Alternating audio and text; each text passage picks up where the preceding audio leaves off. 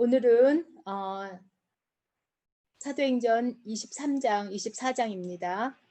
지난 시간에는 성전에서의 소유 사태가 일어나서 천부장이 출동하고 예루살렘의 유대인들이 바울을 죽이려 했습니다.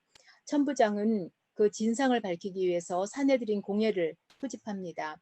그리고 천부장은 바울이 로마 시민권을 갖고 있다고 하자 이 사건 이후로 가이사라에 있는 총독에게 호송할 때까지 바울의 안전을 지키는 역할을 합니다. 바울이 가이사라로 호송되는 것은 그가 로마 시민권자이기 때문에 로마법을 따라 재판을 받아야 하기 때문입니다. 그런데 이 재판을 통해 바울은 총독 벨리스에게 복음을 전하는 기회로 삼습니다. 바울은 어떤 어려운 환경에서도 복음을 전하는 기회로 삼는 것을 우리가 볼 수 있습니다.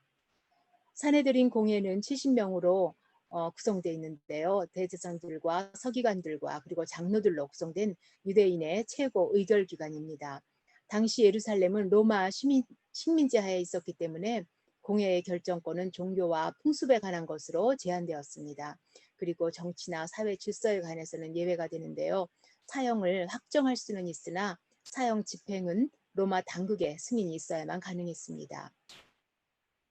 사내들인 공회를 구성하고 있는 위원의 대부분은 사두개인과 바리새인들입니다. 그런데 이들은 신학적인 입장과 삶의 방식이 전혀 반대였습니다. 사두개인들은 세속적인 사람들로 제사장의 대부분이 사두개파입니다. 이들은 모세 오경의 권위만 인정하고요. 모세 오경이라 그러면 창세기, 출애굽기, 레위기, 민수기, 신명기지요. 이 5권만 인정하고 시편이나 예언서 같은 다른 구약은 인정하지 않습니다. 그리고 천사의 영의 존재나 또 그 부활과 영생을 믿지 않습니다. 일반적으로 사두개인들은 대체로 부자였고요. 그들이 중요시하는 것은 언제나 현실 세계입니다.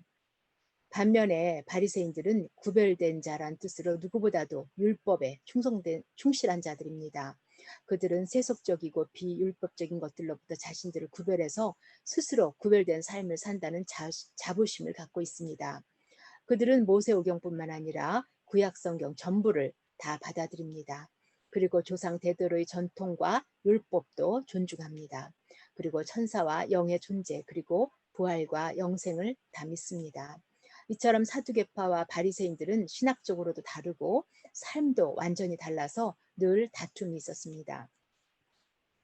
바울은 자신이 바리새인뿐만 아니라 또 바리새인의 아들이라고 말합니다.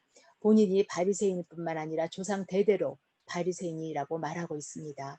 그리고 지금 자신은 죽은 자의 소망, 곧 부활로 신문을 받고 있다고 말합니다. 그러자 바리새인들과 사두개인들 사이에 다툼이 일어납니다. 바리새인과 사두개인들은 자신들의 현실적인 이익으로 종교적 입장을 취합니다. 그들이 예수님을 반대할 때는 정치적 이익이 같았기 때문에 함께하였죠. 그러나 그들의 이익이 달라질 때는 결코 그들은 하나가 될 수 없습니다. 바울은 이들의 신학적 입장이 다른 것으로 인해 위기를 잘 넘기게 됩니다. 그러자 천부장이 유대인들로부터 바울을 보호하기 위해서 영내로 데려갑니다. 하나님은 천부장을 통해서 유대인들로부터 바울 사도를 보호하고 계십니다. 그날 밤에 주께서 바울을 찾아오셔서 말씀하십니다. 11절 말씀입니다. 그날 밤에 주께서 바울 곁에 서서 이르시되 담대하라. 내가 예루살렘에서 나의 일을 증언한 것 같이 로마에서도 증언하여야 하리라. 주님은 바울에게 예루살렘에서 증언한 것처럼 로마에서도 증언해야 하므로 담대하라고 말씀하십니다. 로마로 가는 것이 바울에게 주어진 사명입니다. 우리에게 사명이 남아있는 한 하나님은 우리로 이 땅에 머물게 하십니다. 이후에도 바울이 담대한 이유가 아직 하나님이 주신 사명이 남아있기 때문일 것입니다. 날이 새자 유대인 40명이 모여 그들은 바울을 죽이기 전에는 먹지도 마시지도 않겠다고 결의를 합니다. 이들은 바울을 다시 조사하겠다는 명분을 내세워 그 가는 길에서 매복해서 바울을 살해할 것을 결의합니다. 바울이 로마로 가야 하기에 하나님은 이것을 그의 조카를 통해서 천부장이 알도록 하십니다. 그 사실을 미리 알게 된 천부장은 밤 9시에 백부장을 불러 보병 200명과 기병 70명과 상병 200명으로 바울을 호위해서 가이사랴로 호송을 합니다. 이렇게 천부장의 보호를 받으며 바울은 가이사랴에 도착해서 회록궁에 머무르게 됩니다. 그리고 이제 바울은 로마의 총독 앞에서 정식 재판을 받게 됩니다. 바울이 성전에서 소요를 일으켰는데 이것이 로마 질서를 어긴 것인지 아니면 유대인의 율법만을 어긴 것인지를 판단하는 것입니다. 예루살렘의 지도자들과 함께 온 변호사는 더둘로입니다. 그는 우선 총독 벨리스에게 찬사로 말을 시작합니다. 벨리스의 선정으로 유대인들이 태평성대를 누리고 또 그로 인해서 유대인들은 감사하고 있다고 먼저 아첨하는 말로 시작을 합니다. 사실 벨리스는 잔인한 폭군이에요. 원성을 많이 사서 후에 해임이 되어집니다. 그리고 더들로는 바울을 세 가지를 이유로 고소를 합니다. 첫째는 바울은 전염병과 같은 자로 천하에 퍼진 유대인을 소욕해 하는 자라고 합니다. 그리고 나사렛 이단의 괴수라고 말합니다. 또 유대 사회의 질서인 성전을 더럽혔다고 말합니다. 이 세 가지 이유로 바울이 로마의 사회 질서를 어겼다고 주장합니다. 그러나 천부장의 보고서는 반대로 바울이 로마 사회의 질서를 해치지 않았다고 기록하고 있습니다. 이에 대한 바울의 변호를 살펴봅니다. 우선 바울은 그가 3차 전도행을 하고 돌아온 지 12일밖에 되지 않았다고 말합니다. 예루살렘에서 야보고를 만났죠. 또 예루살렘 지도자들의 권면을 따라 유대인의 결례를 시작해서 7일째 되는 날 마쳤습니다. 그리고 바울은 결례를 마치고 나오다가 이방인을 성전에 데리고 왔다고 해서 붙잡혔습니다. 그리고 8일째 되는 날 사내들은 공회에 세워졌습니다. 그리고 9일째 되는 날 유대인들의 암살 음모를 들었고 그날 밤에 가이사랴에 있는 총독 벨리스에게 보내졌습니다. 그리고 예루살렘을 떠난 지 5일 만에 13일째 되는 날이죠. 총독의 법정에 서게 된 것입니다. 그러므로 급박하게 진행된 10일 동안 로마를 위협하는 폭동이나 반란을 교육할 시간이 불가능하다고 말합니다. 그리고 바울을 고발한 그 유대인들 중에 바울이 성전에서 이단 사상이나 선동을 하는 것을 본 사람이나 증거가 없다고 주장을 합니다. 그리고 바울 자신이 예루살렘에 간 이유는 구제헌금을 전달하기 위한 것이라고 말합니다. 예루살렘에 사는 사람을 돕기 위한 그 목적임을 분명히 밝히고 있습니다. 또 바울은 자신이 오직 나사렛 예수의 가르침을 따를 뿐이고 그의 가르침은 유대의 율법에 어긋나지 않고 오히려 구약의 가르침에 더욱 합한 것이라고 주장을 합니다. 그런데 자신이 유대인들에게 이단이라며 핍박을 받는 이유는 예수 부활에 대한 증언 때문이라고 말하고 있습니다. 그러므로 바울은 자신의 행위가 로마 사회 질서와는 상관이 없고 오직 유대인들의 풍습과 율법에 관한 것인데 그 해석의 차이가 있을 뿐이라고 주장합니다. 특별히 바울은 부활을 설명하면서 악인과 의인의 부활에 대해서 선포하고 있습니다. 총독 벨리스는 바울의 변호를 들으며 그가 무죄하다는 것을 알면서도 2년간 구금을 합니다. 그 이유는 세 가지로 볼 수 있습니다. 우선 벨리스는 바울의 이야기를 더 듣고 싶어 했습니다.